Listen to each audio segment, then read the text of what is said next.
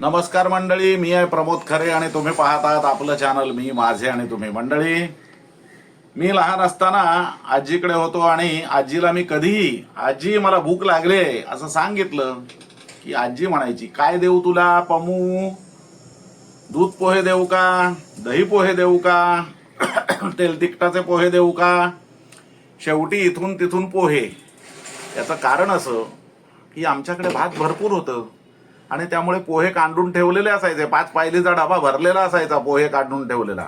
आमचे मामाही रात्री पोहेच खायचे, आम्ही पोहे खात बसायचो जेव्हा जेव्हा असेल त्यावेळेला. आता लक्षात घ्या, तेल तिखटाचे पोहे थोडेसे म्हणजे चटकपटक, पण तुम्ही दही पोहे खाल्लेत का कधी? ते सुद्धा कसे? आदमुरं दही पोहे आणि त्याच्यावरती फोडणीची मिरची. आहा आहा हा. आजी आमची सगळ्यात सोपा उपाय म्हणजे दूध पोहे. झारोळ्यातनं दूध काढायची.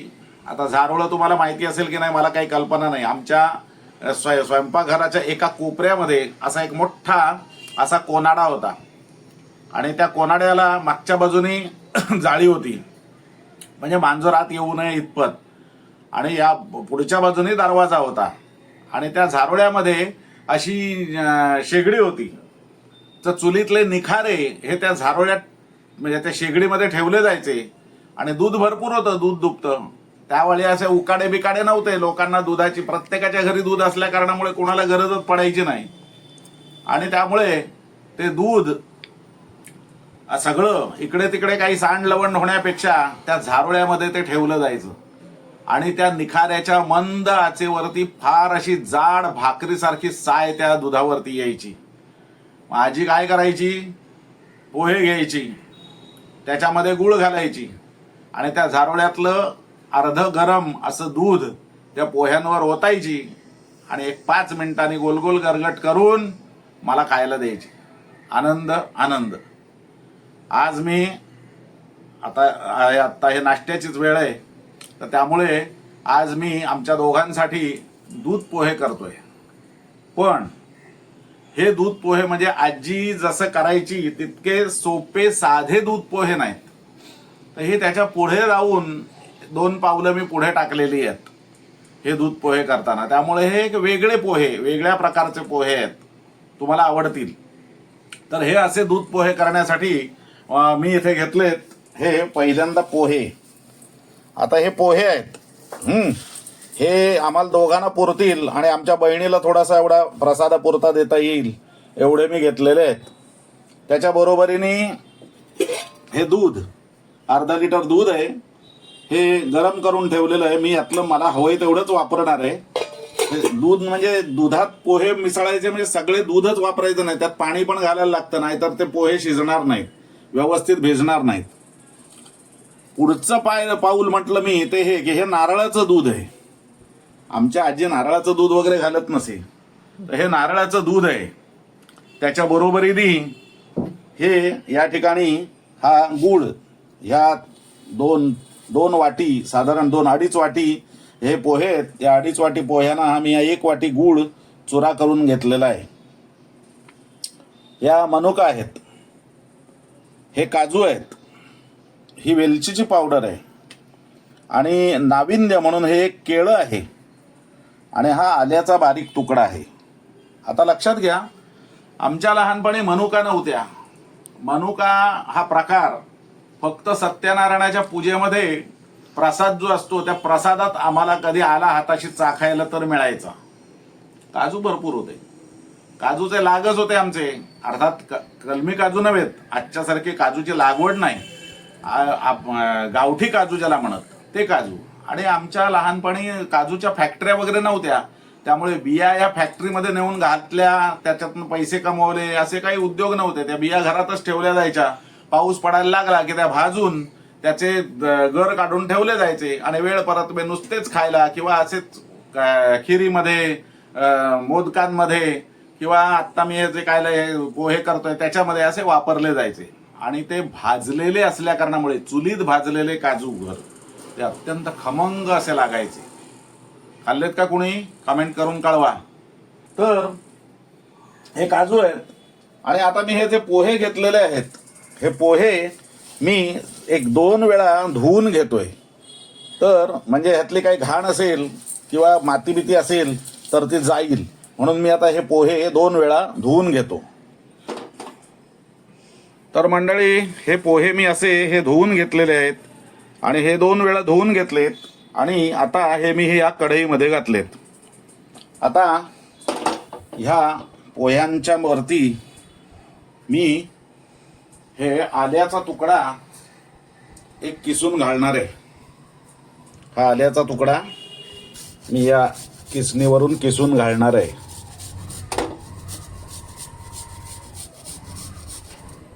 यानी एक वेगळीच चव ह्या पोह्यांना येते.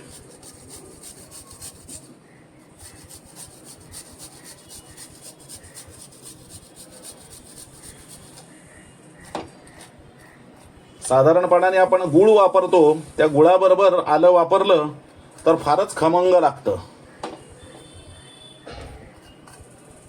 हे मी आलं घातलंय आतमध्ये.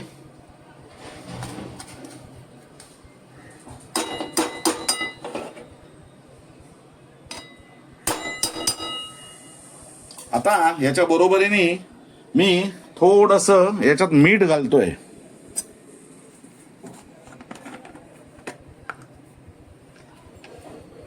आता लक्षात घ्या, गुळामध्ये देखील मीठ आहे. आपण जो नारळाचं दूध घालणार आहोत तेही थोडंसं खारट असतंय, त्यामुळे मीठ हे बेताने घालायचं आहे. आणि आता मीठ घातल्यावरती याच्यामध्ये आपण घालायचंय हे दूध.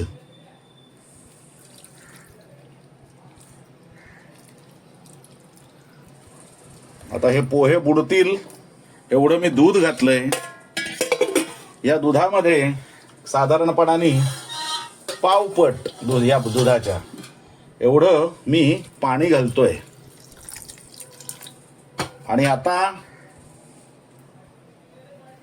गॅस लावून हे पोहे मी शिजत ठेवतो आहे.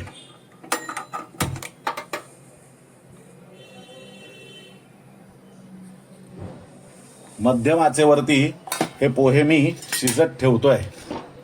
हे बघा,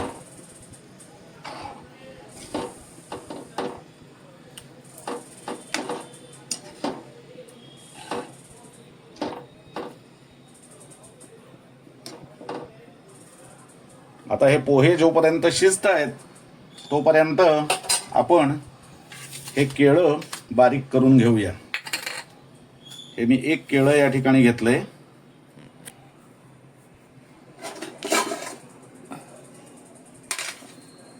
हे 1 केळं मी घेतलंय या ठिकाणी. आता हे जे दूध मी वापरलंय, हे दूध हे फुल फॅट मिल्क आहे. लक्षात ठेवा, तुम्हाला हवं तर तुम्ही टोंड मिल्क वापरू शकता.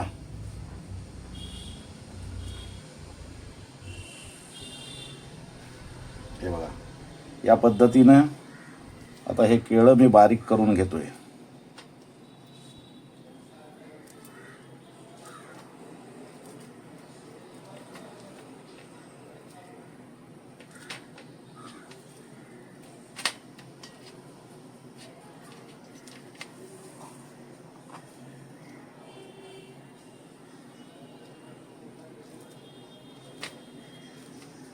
हे घे. आता बघा, या पद्धतीनं हे पोहे हे असे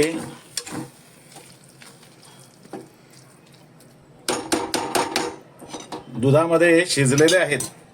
आता त्याच्यामध्ये आपण हे बारीक केलेलं केळं, हा आपला गूळ, या मनुका नव्हे, बेदाणे, काळ्या असतात त्यांना मनुका म्हणायचं, हे आहेत ते बेदाणे आहेत. आणि हे काजू, हे असं घालून आता पुन्हा एकदा हा गूळ वितळेपर्यंत आता मंद आचेवरती ठेवून द्यायचंय.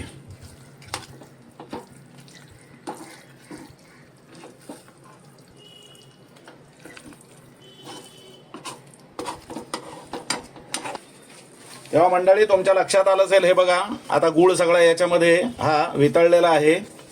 आणि आता ह्या स्टेजला फायनल टच ज्याला म्हणावं ते म्हणजे हे आपलं नारळाचं दूध, फर्स्ट एक्स्ट्रॅक्ट, हा मी याच्यामध्ये घालतोय. याच्यामुळे एक प्रकारचा खमंगपणा या पोह्यांना येईल.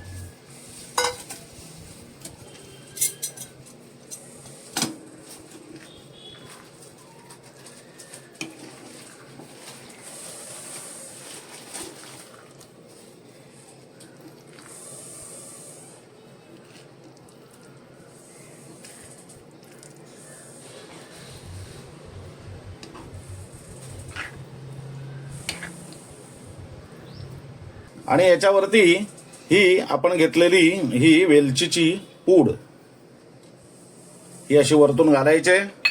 आणि आता हे व्यवस्थित आपल्याला मिक्स करून घ्यायचं आहे या पद्धतीने.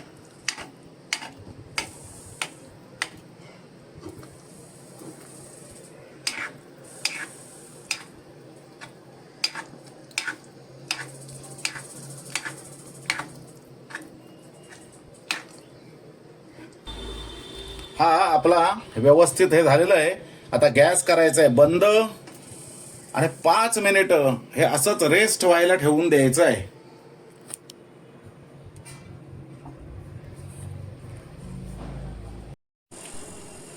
तर मंडळी हे आहेत दूध पोहे आगळे वेगळे. नवरात्रामध्ये देवीच्या नैवेद्यासाठी तुम्हाला हे दूध पोहे असे करून देवीला दाखवायला अत्यंत चांगले वाटतील. आनंद होईल, देवीलाही आनंद होईल. आणि हा तुम्ही घरी करा, खा आणि कशी झाले ते मला कळवा. हा व्हिडिओ तुम्हाला आवडला असेल तर लाईक करा, शेअर करा आणि नेहमीच सांगणं, चॅनल सबस्क्राईब करायला विसरू नका. धन्यवाद.